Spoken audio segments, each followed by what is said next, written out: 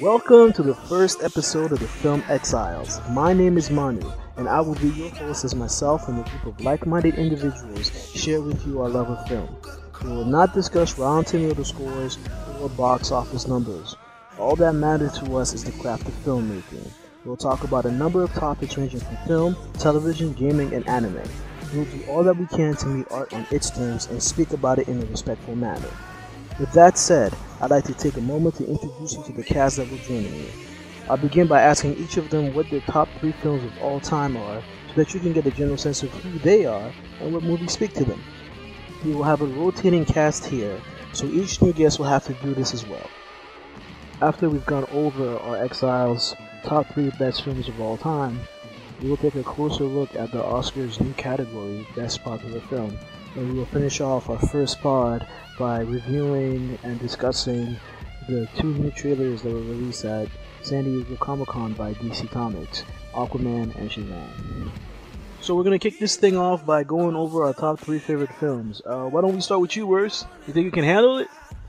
Wow. Well, that's actually pretty great. Yeah, I definitely can handle it, man. I guess I'll go first.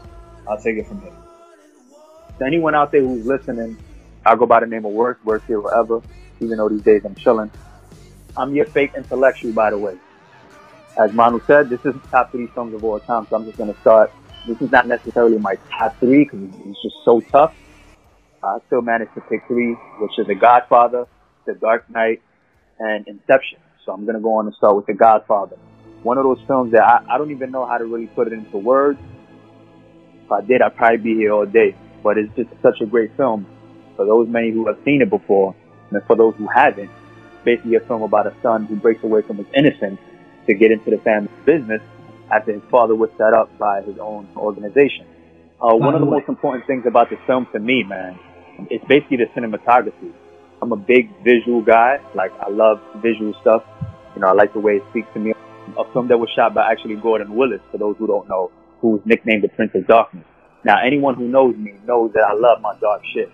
And this is one of the films that it really speaks to me, man. So yeah, and The Darkness really goes a long way with this film, being that it visually embodies the battle within good and evil, which is basically what he was going for.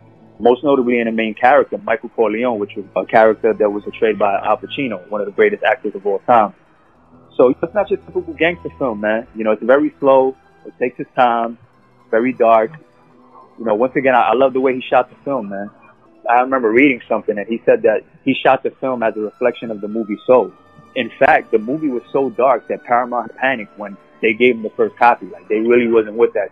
But yeah, man, it's just such a great film. Like I said, I don't have a lot of words to put into it. You know, like I said, I'm a fake intellectual, man, but it's just such a great film, and it's something that I recommend to everyone who hasn't seen it. Even if you're not into gangster films, if you're into artistic stuff, I think that you'll really enjoy this film, because it's not just your regular shoot 'em up, bang bang type of film.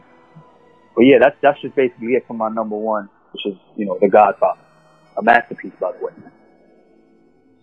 So my second film, which is my favorite comic book film of all time, still to this day, which is The Dark Knight, done by my favorite director, Christopher Nolan. I mean, overrated. Obviously, you're gonna go. Fuck out here. But anyway, Fab, I swear, you better not bring up no Villeneuve shit, because it's over. But anyway, man, I'm gonna go into the obvious, man, which is my favorite villain of all time, which is Heath Ledger's Joker.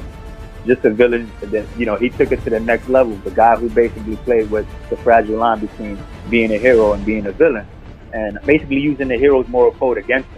Against, you know, my favorite hero of all time. So it was kind of crazy to see him in that film really struggling at some point, you know. And then just him wanting to prove that under the right circumstances that anybody can break, you know, as we all seen what he did to Harvey Dent at the end. It's also a great interpretation as the hero having to kind of loosen the chains and become a heroic figure beyond what he had thought he had to do before. You know, not guided by the clean-cut morality with which he had started, even from way back in part 1. Speaking on Batman. Therefore, actually becoming the title of the film, which is The Dark Knight. One of the greatest quotes to me in a Batman film, because it goes out to him, you know, basically asking, you know, why is Batman running? And he says he's the hero Gotham deserves, but not the one we need right now. So it's just a very efficient film. Again, another great score done by the great Hans Zimmer. Moving on to another film, Inception, a film that just completely fucking broke me. It's actually one of these films that, to really understand, I actually had to watch it twice, like in a row. It's a film that I completely regret not watching in the theater. And I actually had to go back to look at, like, Christopher Nolan speak on it and to really understand some things where I feel like I still don't even understand everything, because this shit goes layers deep. But, another masterpiece by the man himself, Fab. Stop fucking hating on my man. Anyways, but yeah, man, you know I love Christopher Nolan, man. Yeah, I know. But yeah, man, so basically, as you all know, the film is called Inception, which is about planting ideas into a dream. It's a film it's not only that it's about dreams within a dream, but the film itself is in a dream.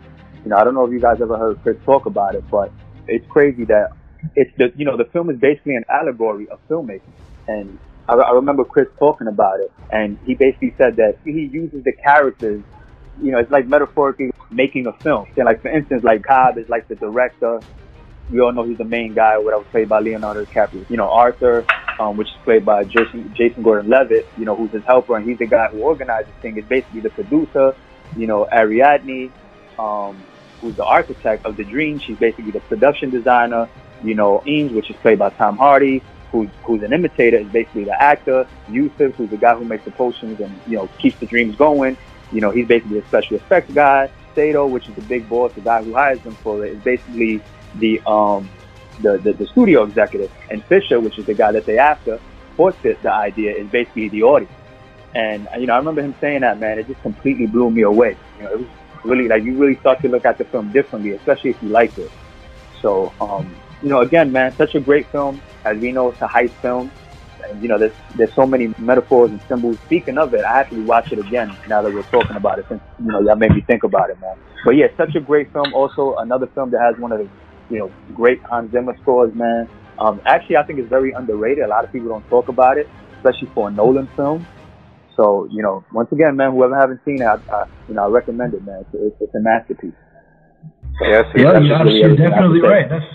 That's a great list. You're absolutely right. Inception is one of the best movies that's come out probably in the last decade. And I forgot to mention this too. And what makes it even more crazy about it is that it literally comes from Christopher Nolan's mind.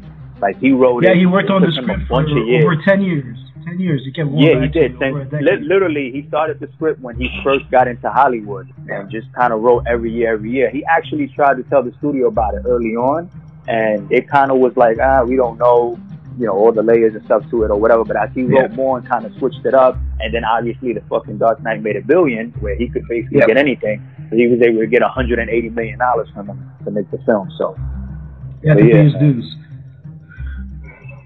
Next up, we have Joy. Joy, why don't you tell us about yourself and what are your 3 favorite movies of all time? All right. Hi, my name is Joy. You can find me on Twitter at JoyDC4Life if you want to harass me. I am a longtime reader of comic books, obviously like Dragonflies. Most of my interests are in detective comics, and the lion's share of my collection is, of course, Superman, but I also like to spread the love around. I am a lover of film and classic literature. My appreciation for film and auteurs is firmly placed in artists who show reverence for mythology, art, and posit a cultural mirror in their storytelling. This will be the basis for my platform on which I'll speak. And if you know anything about me at all, you know I'd put Man of Steel and Batman v Superman Ultimate right up there on my top tier films. However, I feel like we're going to get some coverage on these later on. So tonight, I'm going to talk about 3 movies that helped shape my view on cinema. The first one is 1994, Shawshank Redemption. Oh, that's a good one. Yes, it is. I have always, since a kid, been a fan of Stephen King's work. However, Shawshank Redemption is different from everything else. This was the first time for me that I came to understand how the human condition could be portrayed in cinema, but perhaps more importantly, why it should be. Hope is a resounding theme in this film from start to finish, and hope is presented in the most pure, the most raw form. from Rita Hayworth to Mozart. Hope must unequivocally begin in a dark place to find the light. And Andy's journey from dark to light is never just about him, and that's where the strength lies. A bottle of beer, a library, a few minutes of Mozart. Simple. Even perhaps just understated things that for a brief flash in time allowed caged men to revel in freedom, but for a moment. Moments that Dufresne gazes upon as an observer, not as a self-aggrandizer, but just as a man just trying to do the right thing. So Andy Dufresne reminds Red that hope is a good thing, maybe the best of things, and no good thing ever dies. So I like to think, even now, after all these years, that Andy Dufresne and Red are still out there, a beer in the hand, gazing upon the great Pacific blue. So, my next film that I want to put out there is Joe Carnahan's The Gray. A little spoiler alert if you haven't seen it. Oh yeah, we're going there. Wow, The Gray. Yeah. This is a fairly recent find for me, but impacted me greatly nevertheless. I must confess, I love movies that carry forth the theme of male bonding. And I don't know, maybe that's weird. Being a female, maybe the fact that I've experienced female bonding firsthand makes me less curious about it. But the way Carnahan portrays masculinity in The Gray is a truly beautiful thing to behold. And without that whole predictable macho posturing, which you kind of come to expect from those types of films. This film places these men in an existential crisis, not just for mere survival, but you witness some of the most beautiful moments of vulnerability, of compassion, loyalty, of introspection, and evolution. The protagonist, Liam Neeson, in a role that I think rivals anything he has ever done or may ever do for eternity, goes through such a tremendous transformation. I mean, just runs the entire gamut across the spectrum, from suicidal tendencies to summoning the willpower to just finally live, which is the greatest of tragedies in this story. It is a full journey. These men discover who they are. They are forced to confront it, some of them with bravery, others with absolute cowardice. Carnahan pulls just zero punches with this film. And one of my most memorable scenes comes early into the film. Liam's character gently coaxing one of the fatally injured passengers into accepting death, not in fear, but through warmth, through love, through human touch. He reminds him he is not alone, as the other men gaze upon him in this just beautiful and touching transition to the other side. I don't think I have witnessed such a heartfelt and beautiful sentiment in a film like this before. Then the ending, beyond brilliant, a perfect building up to a finale, the creation of a symbolic monument to those lost before entering into the final battle. I can't lie, I don't think I have ever cried as uncontrollably as I did in the final scene of this movie. I felt so impacted on this journey, it will forever be ingrained in my cinematic experience. So, in the words of our great protagonist, once more into the fray. And my last selection for tonight is going to be 2001: A Space Odyssey. Wow. Okay. Yeah. Shit. She buried it all. Less for its impact on me, but how it's impacted some of my favorite filmmakers. So I'm going to keep this short and sweet. This widely influential film just totally kicks off the golden age of science fiction, and a complete and absolute turning point in special effects. It takes us out of that sort of crazy, strictly B-movie sci-fi age into something that would define film for generations to come. Not just science fiction, but many genres. I mean, this is a no-brainer that Christopher Nolan chose this movie for 70mm treatment. Countless references and Easter eggs in this movie are infused in so many movies that we love. You don't have to look far. Obviously, Batman v Superman is a great example of this. Stanley Kubrick is easily one of the most influential filmmakers. Truly a revolutionary that opened this sort of proverbial birth canal to our most treasured films of all time. You might wonder what films like Star Wars or even something as recent as Interstellar would look like without the precedent of 2001. So for someone like me who can be carried away into these worlds on pure visuals and an inspirational soundtrack alone, Kubrick has to be one, if not the most important figure in the history of modern cinema. And that's my wrap. Wow. Joy, that was very good. That was very good. List, man. Yeah, that's gonna be hard to top.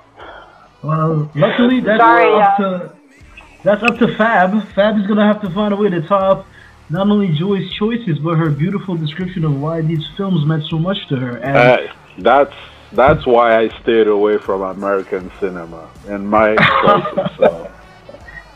Good move, my man. My name is Fabrice.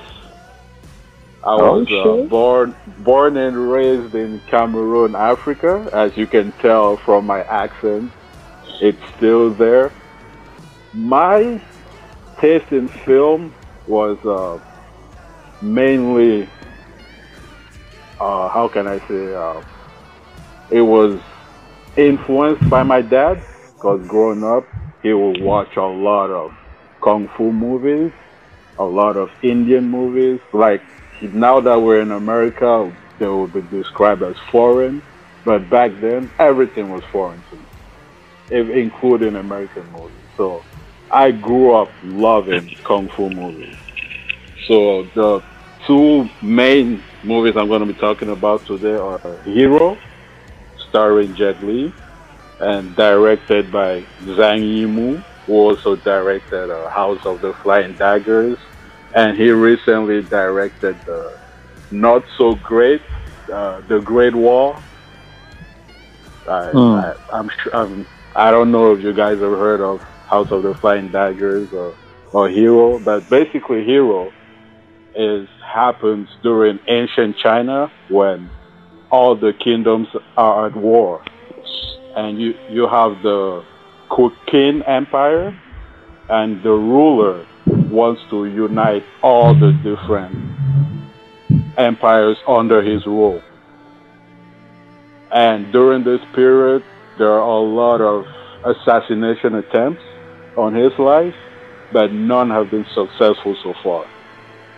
And there are 3 main assassins after his life.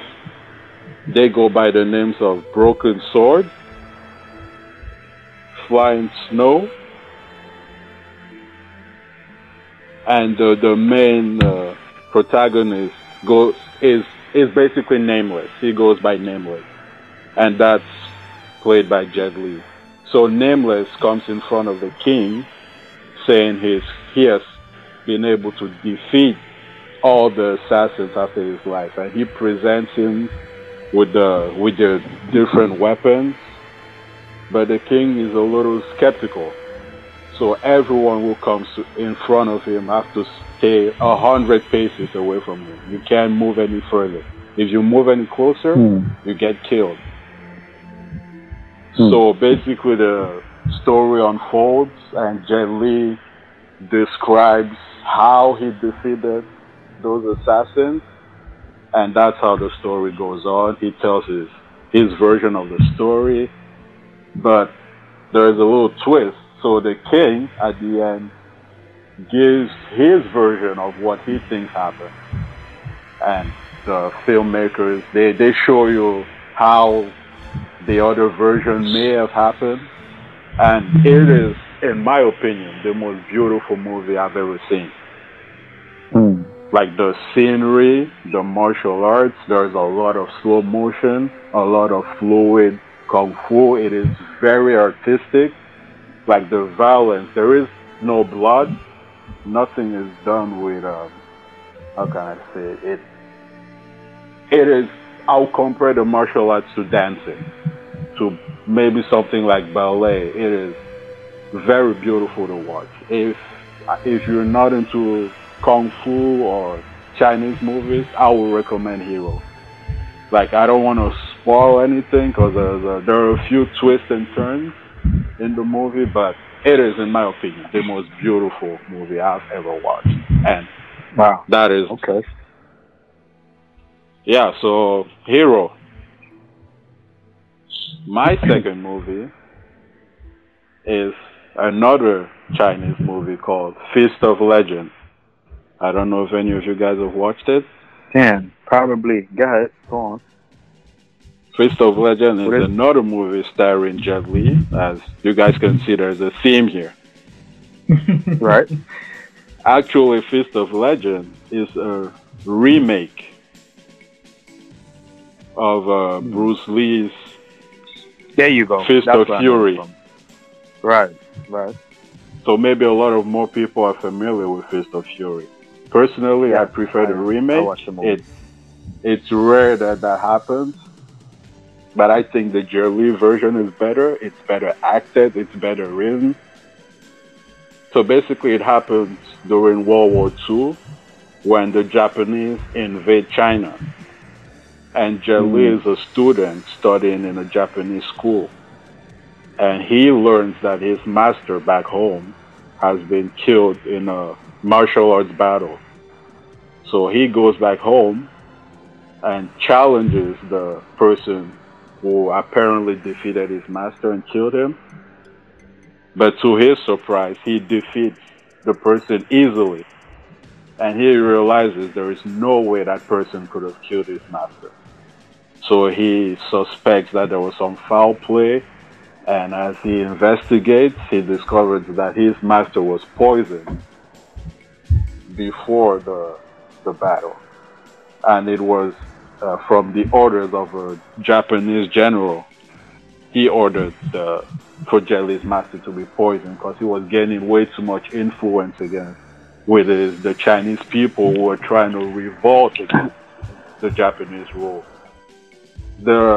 It's a contrast with Hero, because like I said, Hero, the martial arts is very fluid, not very violent. Here it's the complete opposite. Here it's fast-paced, a lot of hard hits. If you're not into the slow-mo, more fluid style, this is for you. Like, I love how it goes into the conflict with the Japanese and the Chinese, how the Japanese invaded China, how they mistreated the Chinese in their own country. I would recommend it if you want to dive more into that kind of stuff. So basically, those are my two movies for tonight. Thank you, Fab. I appreciate that. That's what's up. I appreciate that you took us over there, man. That's we don't really talk about that stuff often, but it's I think it's good. I think it's a good way of opening a lot of people's eyes to a type of film that they might not usually watch. What? Exactly. So my turn. My name is Manu. This whole thing, I kicked off this whole thing, and so far I'm really liking the way it's sounding. My three films are first. I'm gonna start with The Social Network, which was directed by David Fincher and written by Aaron Sorkin. My bad. Which film? The Social Network. The Social Network. Oh, The Social Network. Oh man, that's amazing. It's amazing. It's directed by David Fincher, written by Aaron Sorkin, who is also Aaron Sorkin, a legend. He is my favorite screenwriter, in film and in TV. And he did a brilliant job writing the screenplay for this movie. It hits on so many different levels, and it has this great young cast that is there to push it on. Jesse Eisenberg, Andrew Garfield, Armie Hammer, and the list goes on and on. Just a bunch of talented people. Justin Timberlake, who was actually quite surprisingly good. Yep. No, he was pretty good. I mean, he's a solid actor, but there he shined a little bit more though. Yes, he did. He did. He was fantastic. The direction of the film is beautiful. Some of the shots of the campus is just wonderful to look at. How he played with the snow, how he took us into like the party lifestyle of these elite East Coast schools that we're not very privy to, and I think that they did such a great job showing how much Zuckerberg wanted to be part of that world and how he always felt outside of it. And it's just brought so much forward by Jesse Eisenberg's performance, because he's absolutely brilliant in this film. And it actually has two of my favorite scenes. One is in the courtroom when he's asked by one of the opposite lawyers if they have his full attention, and he goes on this monologue about how he does not, because he needs to worry about Facebook. And Andrew Garfield, I think Andrew Garfield, when he's getting fired from the Facebook offices, as he, full of rage, shouts at Zuckerberg before stomping out, followed by security, I think is phenomenal. And the moment that I saw that, I said, this guy is going places. And it made me so happy to see him be cast as the next Spider-Man so soon after this movie was in theaters. My second movie, well, it's actually two movies, but I won't go too deep into them, are Zack Snyder's Superman duology, MOS and BVS, which I feel are, the one long movie. There is so much to love about it, the cinematography, the acting, how true it is to comic book lore, while still making changes that reflect the world that we live in today. Lex Luthor, who is also played by Jesse Eisenberg. I have a theme too, Fab. Yeah, I see that. The Lois Superman relationship, I think, is one of the highlights of this film. It's something that we don't talk about often, and I hope that at some point we'll get to do that on this podcast. And I think that the ending is incredibly beautiful and rich in its visual artistry and in the way that the story was told. Moving on, my final film is by my favorite director, who is also Worst's favorite director, Christopher Nolan. Okay. This is this is The Prestige. I think that The Prestige is a complete and total showcase of everything that Nolan does well. His attention to detail, how he's telling multiple stories at the same time, but everything is given room to breathe. And an ending that is so deep yet simplistic, and it's like a novel. It's basically an ending that makes complete and total sense, yet it comes as a surprise when you get there. And also, this is a film that I had to watch again a second time just to catch all of the little intricacies that he was playing with, and then a third time just to pay attention to Christian Bale's exquisite performance, because Bale here is playing on so many different levels that you can't really notice them until you've watched the ending and gone back and seen the movie through a different perspective. Because there's all of these, I don't want to spoil the movie, but there is so much richness in that performance, as well as Hugh Jackman's constant obsessive nature pushing him forward, even though he's heading towards disaster. Again, Scarlett Johansson's in this movie, Michael Caine is in this movie. Again, it's people that we constantly see in Nolan's films, and he brings out the best in so many of them.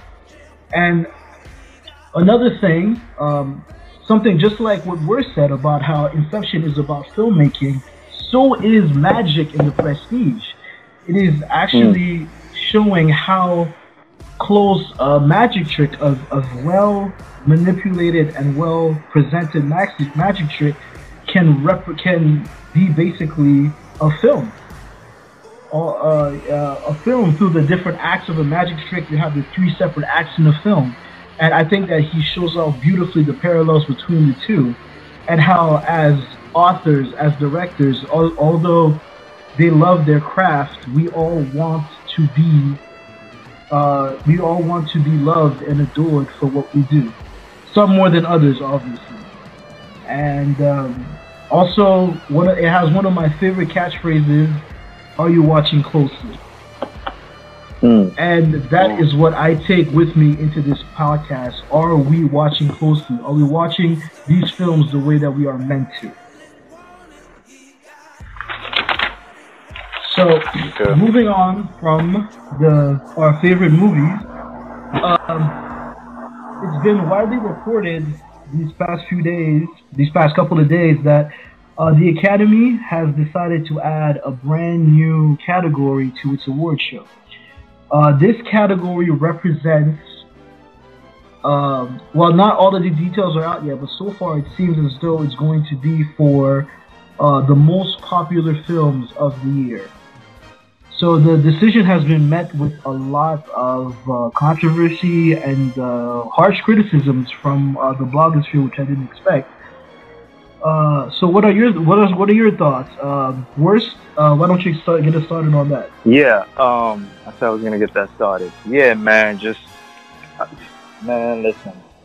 Obviously, I'm pissed. Most of y'all seen my tweets yesterday. I know I used it to also make fun of it, but it's just utterly ridiculous. Especially since we know who's behind it. And, I know a lot of us here are kind of like anti-Disney, or have become that in the past year because of all the BS that's coming from that side. And, what they have done to just Hollywood and, the movie business and just movies in general, the box office, all of these things that's important to film. So anyway, yeah, so yeah, man, it's just crazy, man. And we all seen the Variety article and how it's talking about how basically Disney put the pressure. And it's like a lot of people were saying that the Oscars is becoming a joke. I know that for the past several years, a lot of people have been upset with it. And I get it that there's ratings and all this other craziness and money and whatever. And it's just becoming a huge joke now. And I mean, listen, I wasn't watching for years, and I'm probably definitely not going to watch now. For them to have, like, this category that they're going to sweep every single year, as Fab also mentioned, it helps MCU. And listen, this goes, farther than the whole DC versus, Marvel thing or whatever, but it's whack. Like, you literally have, like, people, real filmmakers like Villeneuve, Nolan, and these guys who have to work hard to try to go out there and get a best picture or best director or whatever the case may be. And then you're going to have this stupid category on the sideline just for views, to get all those kids in there to start watching the show so that more money can come in. Just completely sweeping this almost every single year.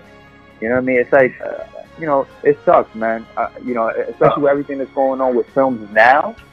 It's like, we don't need that. Like, that's the last thing we need now. To actually award ceremonies that's supposed to take themselves seriously, to go on and do something like this. So it's just ridiculous, man. Fab, what do you think? That's my stand on it. Personally, I feel a lot. I have the same feelings as worse. Like, I think it's ridiculous. Like, you have real filmmakers, like you said. Look at someone like Scorsese. He has been making excellent films his entire career, and he finally won with The Departed. Like, then you're gonna have this category being awesome. Like, they already get rewarded with box office money and numbers, right, and people's careers blow up off of these movies. Like, this is unnecessary when you have, like, in my opinion, more pressing categories that could be added. I am not a fan. I think the categories were fine before. I don't think we need a category to award box office or popular popcorn flicks. I don't think the technicals and the behind-the-scenes crew needs to be snubbed in the broadcast. I don't think the Oscars should be predicated on ratings. Let's go back and look at the original mission statement in 1927 by the Academy of Motion Picture Arts and Sciences. It is to improve the artistic quality of the film medium, provide a common forum for the various branches and crafts of the industry, foster cooperation in technical research and cultural progress, and to pursue a variety of other stated objectives. Certainly, the Academy has implemented many changes and additions over the last 91 years, but I think these original tenets should remain preserved to impact the honor and the history of this long-coveted award. I don't think one of those changes should be the equivalent of most popular girl or boy in high school. Well said. Well said. Me personally, I feel very ambivalent toward the news.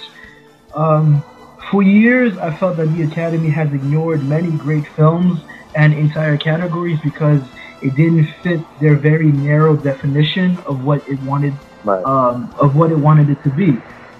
And I do think that they needed to do things to fix it, but I don't think that this was the move to be made. Like Joyce said, and it's not only that there's this new category that comes out of nowhere and that is going to benefit one studio more than the others, a studio that does have the rights to broadcast the Oscars, let's not forget. But it is also that they're already talking about taking away the time from some of the categories the technical categories that are important to film. Yeah, as far as televising them, right? Exactly. Some of these people that work very hard away from the camera, this is one of their few chances to be in the spotlight. You know, and it's a shame that we're going to take them away to give more spotlight to, well, films that get plenty of spotlight before they come out, when they're released, and after they're released. So they don't even need the fucking award show. I think the award show it's a show. Yeah, I think that this is like I understand the Oscars, the Academy's feelings that they need to do something, but I feel that this is the wrong move to make.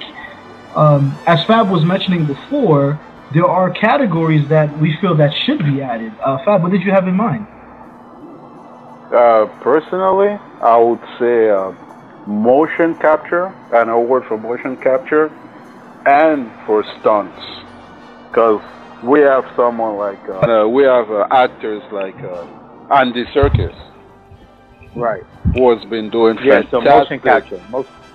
fantastic job in motion capture with like Gollum in Lord of the Rings and Caesar in the recent Planet of the Apes movies.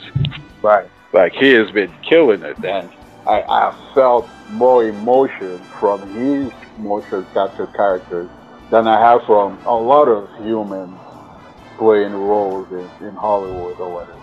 And I think that should be recognized before the already popular kid in school getting rewarded even more for nothing. Boris, how do you feel? Do you agree with him? Yeah, man, that's actually one of my categories.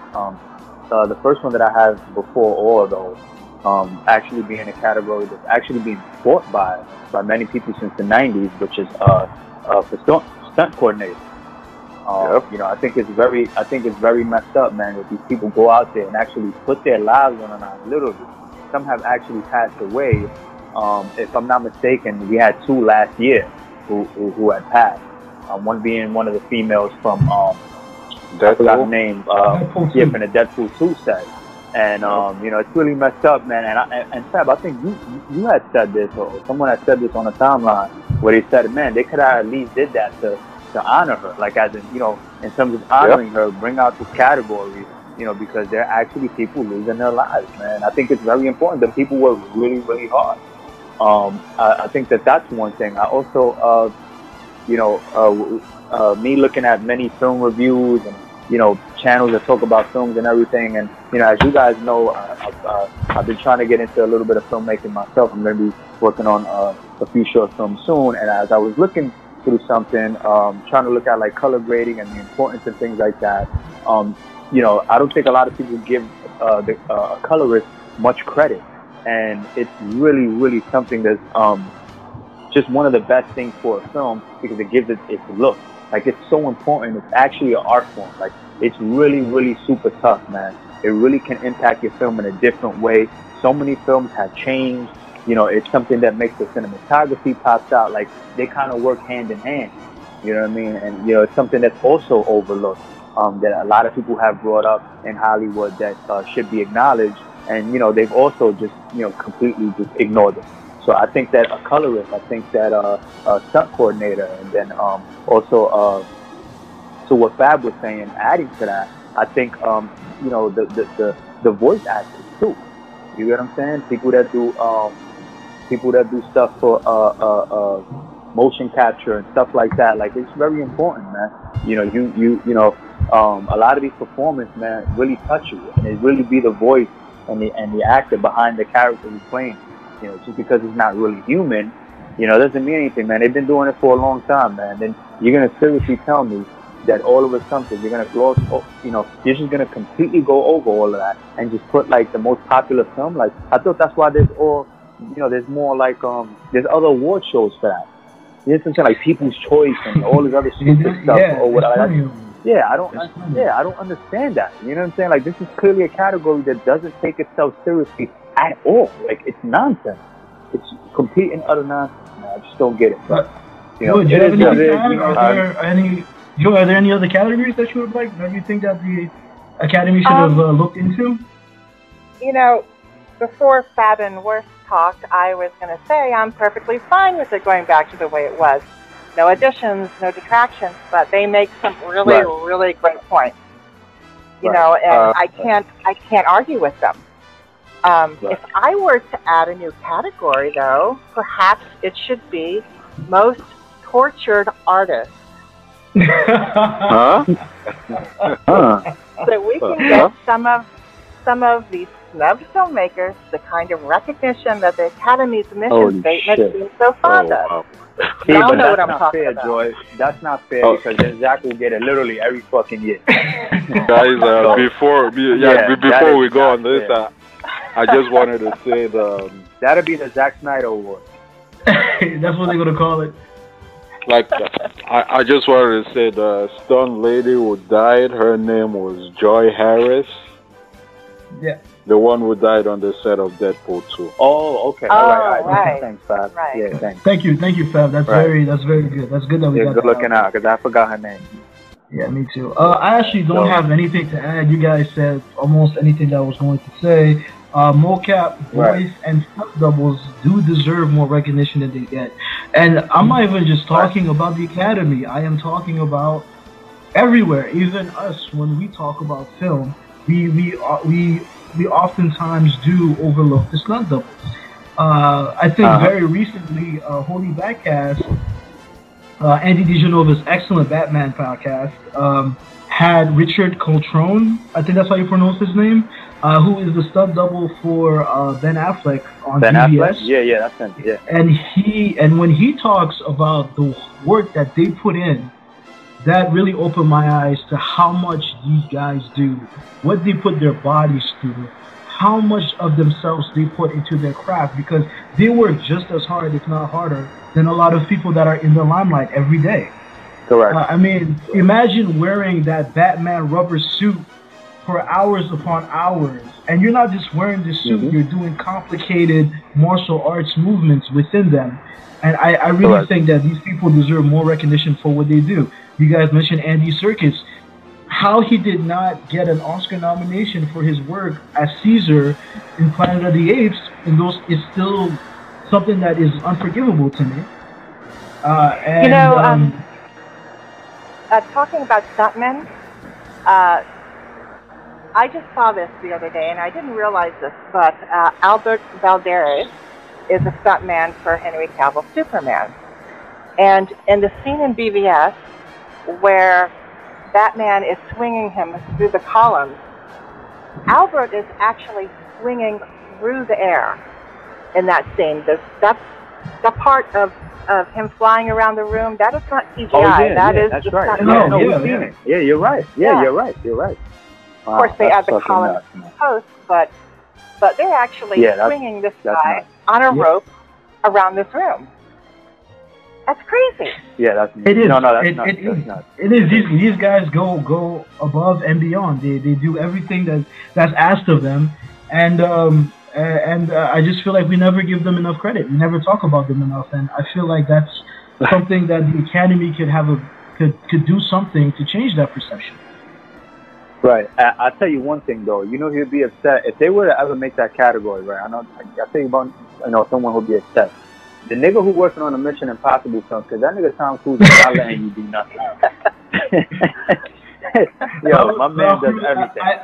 Tom Cruise is not a human being. Let's just be honest about that. Yo, does he even have a stunt double at all for like anything? Like he's probably like the only one on set that doesn't have. I'm sure they have one there just for insurance purposes. I'm sure there's got to be somebody. He should be alive. Yeah, he should not. The guy doesn't do anything. He fucking eats coffee and donuts all day. Like, he really gets paid. But at the same time, he gets paid to do nothing, so that's pretty good. It's a good gig. But, yeah, man, right. I mean, listen. Yeah, Manu. Yeah, my bad. All right, moving on.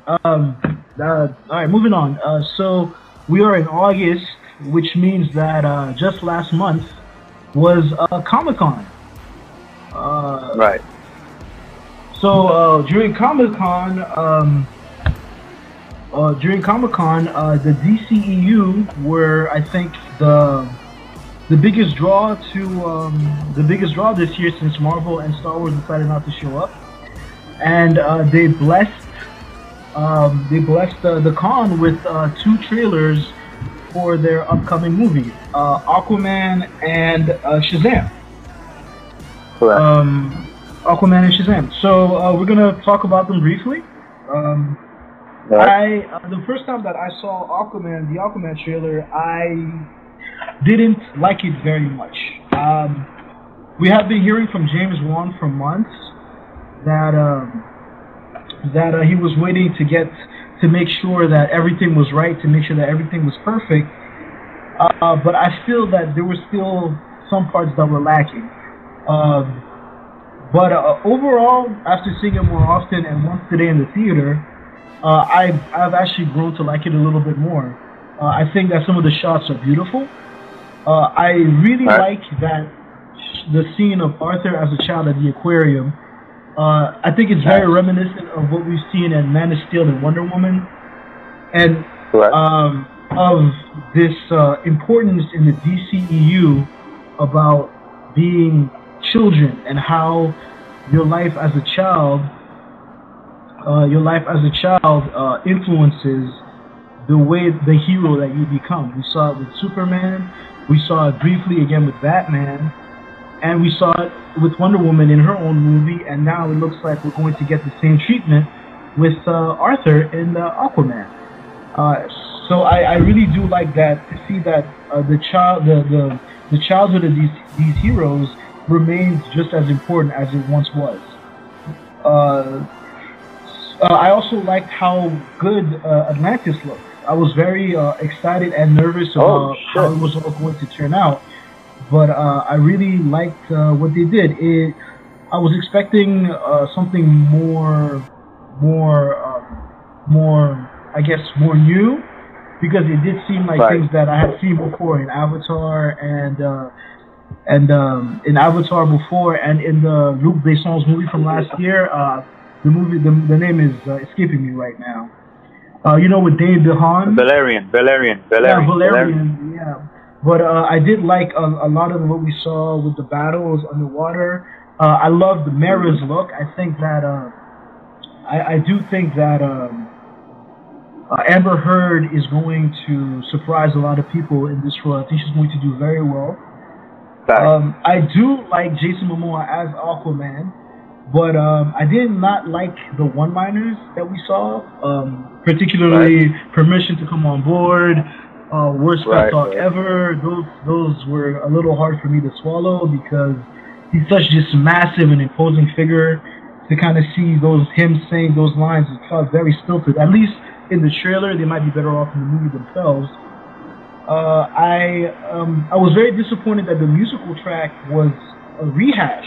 It was actually the same track that we heard in the BVS Ultimate Edition trailer a few years ago. And I was really hoping that we would get a sense of what they were going for in this movie with the score. Yeah, those are my thoughts on the Aquaman trailer. I'm still not completely sold on the movie, but I do think that we'll see something interesting this December. Joy, what are your thoughts? All right. Beautiful world building in what looks to be a great mythological waterscape. I'm not entirely sold on Momoa's voiceover and some of the dialogue in the trailer, which Manu mentioned, pep talk, ass whooping, stuff like that. I winced. But what I anticipate and what I'm looking for is this epic journey of Prince to King. I believe in Juan's ability to see this through with fanfare, with gravitas, hopefully a very limited amount of sophomoric one-liners. Okay, yeah, all right, good thoughts. I really liked what you said about Prince to King. I think that's going to be a big part of the film, and I'm really excited to see how that plays out. Fab, are you with us? Yeah, I am. Yeah, Fab, what are your thoughts about the Aquaman trailer that we got at San Diego Comic-Con? So I have mixed emotions about it. Like I loved how it looked for the most part. Like the underwater scenes looked absolutely beautiful. They gave me, I think, worth mentioning in the chat, a Valerian feel to it. Right. Like the way the sets look, the colors, and I'm a fan of Luc Besson sci-fi, with whether it's Fifth Sense or Fifth Element or Valerian. Like, it's very beautiful. Right. So I'm a huge fan of how it looks. And I think you guys mentioned some of the dialogue is iffy. And I am not a fan of Momoa's acting so far anyway. Oh shit. Maybe. Well, to be fair, I don't think we saw a lot of acting. That was also another con that I had about the trailer, is that it felt more like a reel than an actual trailer. It was just like pure entertainment. You know what I mean? But let me ask you, when you say Momoa's acting, do you mean in general, like in terms of what you've seen him in DC, or just now? Like, I'm beginning to think in general. Okay, Interesting. It's going to be like pretty passable, like Captain America, you know. Like it's not acting in the world, but it works. But I don't know. I found myself cringing at his lines in the trailer, man. Like even I still think that a lot of that is because of the lines that they used in the trailer and how the trailer itself was kind of presented. Like, hopefully, because everything was, there was a lot of voiceover. There was a lot of. I didn't like that. I wanted actual conversations between characters, actual dialogue. Yeah, me too. The scene would work, but most of it, none of the dialogue matched the scenes that were happening. Okay, I'm saying I'm not trying to compare the Aquaman trailer to like BVS or Man of Steel. Right. Or Wonder Woman. Wonder Woman had some great trailers. Yep. Yes, it did. Like, I'm trying to keep it as its own thing, but like I said, some of the dialogue was very good. And the way it was edited. Like, maybe I think they need more time with the visual effects, or they're saving some stuff for the trailer.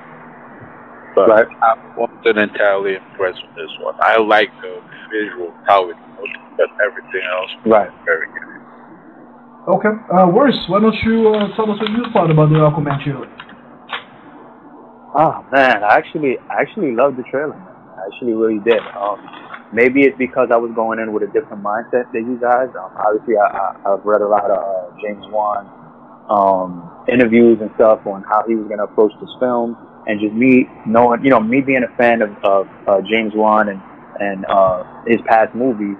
I don't know if all of you have seen Fast and Furious 7, but it's basically kind of like that. You know, that's just basically what it's like. I mean, outside of his horror films, this is what he basically do. So I wasn't expecting anything of Nolan or Snyder-esque type of dialogue and whatever. Now, I do understand people who don't like it. I looked at it and I said, yeah, that's not going to be for everybody. And I'm not even going to say that I really love the dialogue. You know, like maybe one or two I could take. I was like, all right, cool. And then, you know, it's like every single line he said, I was like, all right, come on. You know, so, but, yeah, I'm basically with you guys with the whole world building. I mean, it just looks amazing. You know, again, the whole Valerian Fifth Element thing. I mean, I'm a huge fan of those films, so I'm fine with that. I knew that this wasn't going to be an overly dark film or whatever in the past scenes of past movies, which I'm fine with that. I know this was going to be kind of like an adventure film. And, you know, yeah, it's supposed to be an entertaining film. And I'm fine with that because we don't have too many of those in the DCEU. You know, obviously I don't want this to become something that's repetitive. But, and I think it's fair to James Wan that, you know, if this is going to be the way he approaches his films, I think he should. You know, because, you know, as we know, you know, what Zach does, you know, Patty came in, at least for part one, you know, it was kind of like an in-the-middle film. Wasn't like overly dark and serious, but it wasn't like a goofy film neither. And, you know, aside from Suicide Squad, which is supposed to be entertaining, this is going to be an adventurous, entertaining film, and I think it's just fine, man. As far as the voiceover stuff, I like that there's a voiceover in that part, how he explains that for a lot of people that don't know him. I'm not 100% with the way that he did it. It's like he didn't let it breathe. You know, this is how you can tell the difference between Zach and other people. It's like, it was just like he was kind of like running through it, like, you know, and then being that Momoa is not a great actor, you know, it's like you got to kind of work with a guy like that, you know.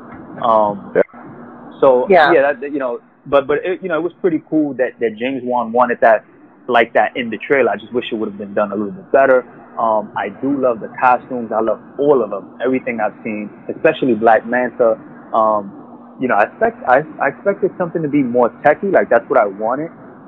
Something more alien-like or whatever, you know, kind of like what we see them do now, like in the comics and the Injustice game. But he kind of went like very grounded with it, you know what I mean? Kind of like a bunch of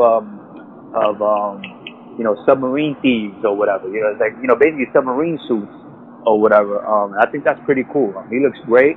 I like the way I don't know what's his name, Yaya or whatever. I like the way he was looking. He looks like he's gonna be a very serious character, so that was pretty cool. I love the way Mira looks, although I'm not crazy about her wig. I don't understand why James Wan went with that. That kind of really showed the fact that you can use her natural hair. She had beautiful long hair. You know, I don't know. I guess they didn't want to go through the process of having her, you know, basically coloring her hair red or whatever. But, you know, other than that, she looks great. I think the costume looks great. I think, like I said, all the costumes looks great. Orm is, like, really fucking a standout. You know, we all know, I mean, we all love Patrick Wilson. We know that he's a great actor. I think that he's perfect. I think the way he delivered his lines. Yeah, I think the way he delivered his lines, everything about him is great, once again, except for the fucking wig. Which, you know, at this point, it's like, whatever. I just wish we could have seen him in the scene instead of those, like, just quick cuts of him that we got. Yeah, because, I know, you're right. You know, and I know we're kind of used to that, but I'm not shocked. Like I said, this is a film that's going to be lit. You know, that's basically what James Wan wants to give you.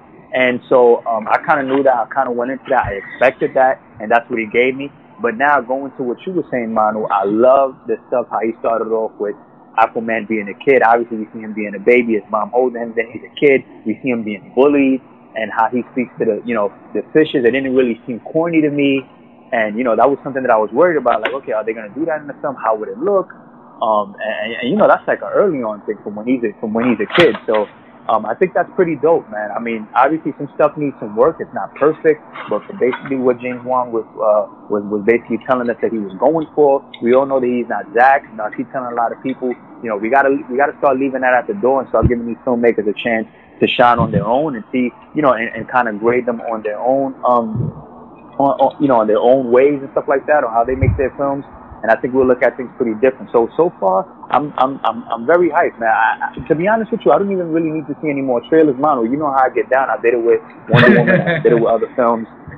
You know, I really don't need to see anymore, man. You're gonna be watching the movie in October. It's gonna sneak up on you, just like with Wonder Woman. Yeah. All right, so it's pretty dope. I think we're a little bit all over the place on Aquaman. Some good, some bad, but overall, we're gonna try to keep an open mind on the movie going forward. My last word, just to say, like, obviously, I have the BVS trailers. I have Wonder Woman after that. Well, I have BVS, Man of Steel, Wonder Woman, Suicide Squad, and then I have this, like, in terms of trailers. And all those trailers were great for what they were. They were excellent. So that's pretty good company. All right. So there was actually another trailer, the Shazam trailer, where we got our first look at Billy Batson and his first superhero adventure. So why don't Fab? Why don't you start us off? What did you think about the Shazam trailer? Wow, this is gonna sound a little harsh, but I absolutely hated that trailer. You said a little harsh. Man, I don't think no one has anything good to say about this. Okay. As a superhero trailer, as a movie trailer, it doesn't matter if it was DC, Marvel, Fox, whatever, you name it. As a trailer, it was not even on CW level. He said this shit. No, because compared it to the Arrow trailer, I prefer the Arrow for the new season of Arrow. And I haven't watched the show like 2 seasons. I forgot about that. You actually did rank it above the Shazam trailer. I thought you was joking. And I haven't watched Arrow like 2 seasons. And that made me want to watch it. The Shazam trailer really complicated. I didn't like the way it was shot. I really liked the way the trailer was colored. I didn't like the acting from Zach Levi. Like, the trailer started off well. This kid going through a tough time, going from foster home to home. That was interesting. Like, he found a friend and they were getting along. He protected him from Zoe. Like, I liked all that stuff until they got to the Shazam, to the wizard. And from that moment moving forward, it went downhill. Like, from the way he got him to say Shazam, like, he forced him into it. Like, and it was played for humor. I didn't like that. Like, the fact that he went from this serious kid going through tough times to a silly adult. Like, he regressed mentally as an adult. That made no sense to him. So, I don't want to keep going. I'm going to leave it at that. You guys can expound on it. That was basically my thing. I didn't like it. All right, where's next? It's gone. What are your thoughts about... you said me? Yeah, what are your thoughts on the Shazam trailer? Man, actually, when I first seen it, and again, man, a lot of it goes to maybe the way I look at things. And going in, I really expected to hate the shit. I didn't give a shit about this film. I didn't give a shit about anything that was going on, the character, whatever. You know, one thing I wanted to give it a shot is because I do like David Sandberg.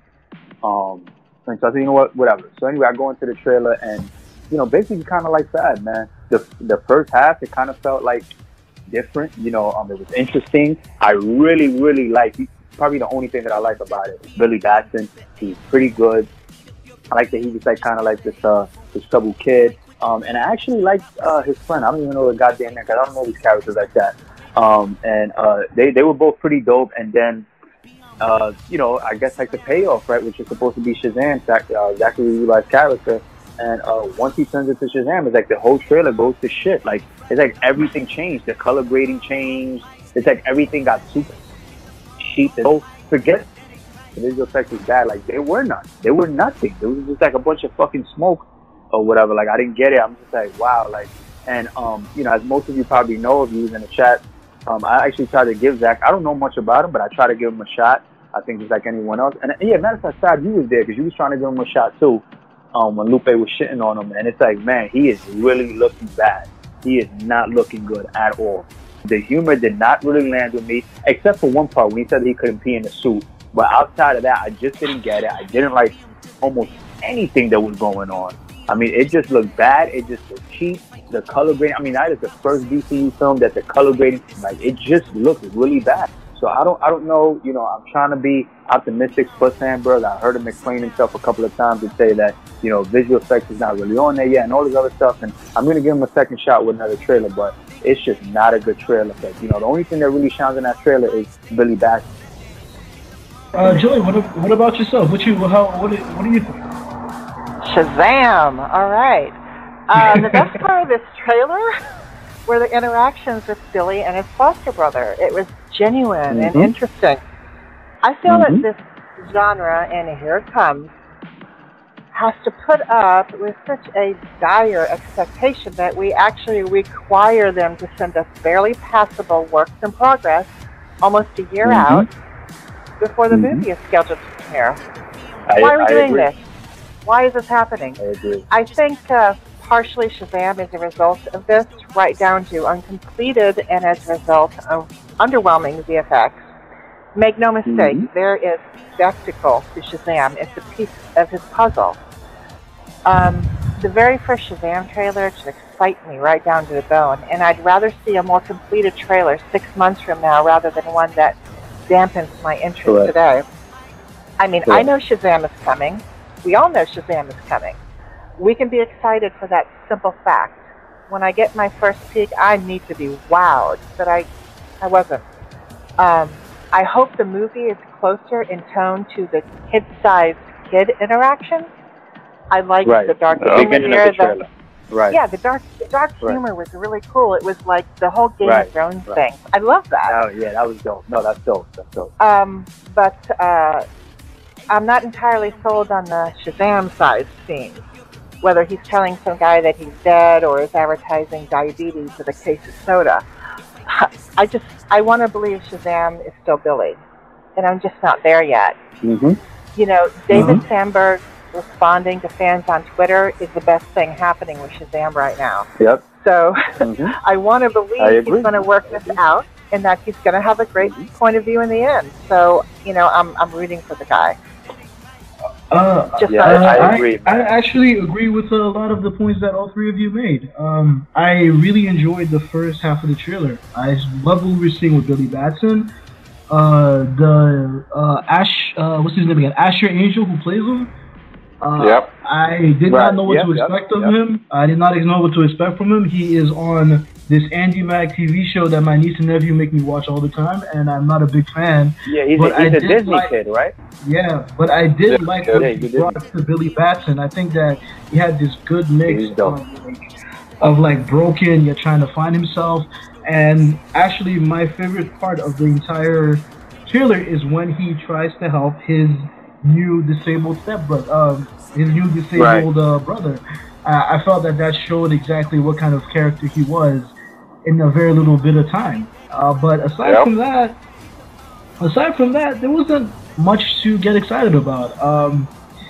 I wasn't very excited about the Zach Levy signing. I have nothing against him personally. I think that he's a great guy. We see him on social media all the time, answering fans and having conversations. He seems like a great guy, but he's not the problem. I think the writing for Shazam is what is going to define how this movie is going to be.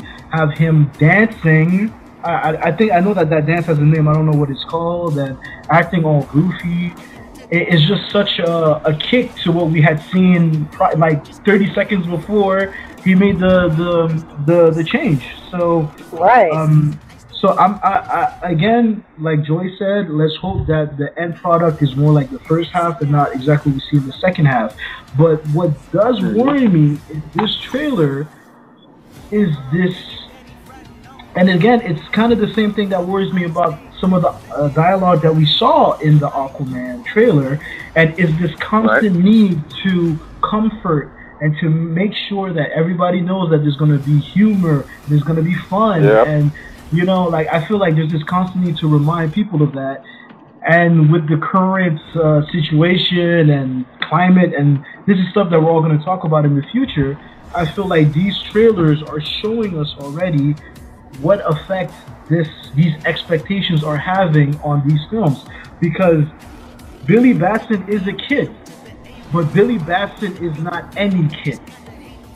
He is a kid that has seen a lot, that has been through a lot. he has he's like in again, he is full of excitement, and we would all react crazy if we found ourselves with these powers. But Shazam always carried with himself a maturity that only a kid like Billy that had seen so much would carry. And I really hope that that doesn't get lost in the movie. Such a good point. Right. No, you're right, Manu. I mean, to me, with the whole humor thing, and I see what you're saying with now films, it's you know, this constant need to kind of like get the audience comfortable with humor. Actually, I don't really mind that with Shazam, because from what I hear, I mean, I don't know a lot about the character, but from what I hear, he's supposed to be like that. But the thing is, it just has to be good, though. You know what I'm saying? Like, if you're gonna have a bunch of humor in your film, because the character, that's who he is. Like, make it good. And the problem is not that there's humor; it's the type of humor, right? Right. That's the thing. I'm not saying that these movies shouldn't try to be funny, but the humor should come from a real place. Like Joy said, in the first half of the trailer, we see real, genuine humor between with the brother and himself. That feels genuine. But when he becomes Shazam, it almost feels like a caricature, and that's why it doesn't land the same. At least for me. I'm not saying that superhero films should not be humor, or that it should be all dark and gritty, but the type of humor needs to be consistent with the character that we're being shown on screen.